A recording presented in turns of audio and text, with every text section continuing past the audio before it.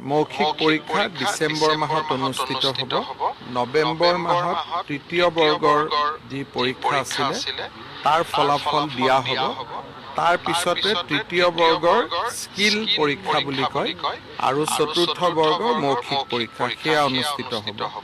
চতুৰ্থ বৰ্গত মাত্ৰ 5 নম্বৰ মৌখিক পৰীক্ষাৰ কাৰণে থাকিব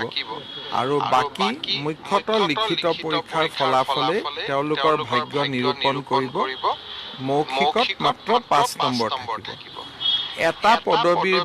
বিপৰীতে দুজনক মৌখিক পৰীক্ষালৈ মতা হৈছে গতিকে আজি যি ৰিজাল্ট দিছে তাৰ 50% বা 50% যুৱক যুৱতীয়ে শেষত গৈ চাকৰি পাবলৈ সক্ষম হ'ব মৌখিক পৰীক্ষা ডিসেম্বৰ মাহত অনুষ্ঠিত হ'ব নৱেম্বৰ মাহত তৃতীয় বৰ্গৰ যি পৰীক্ষা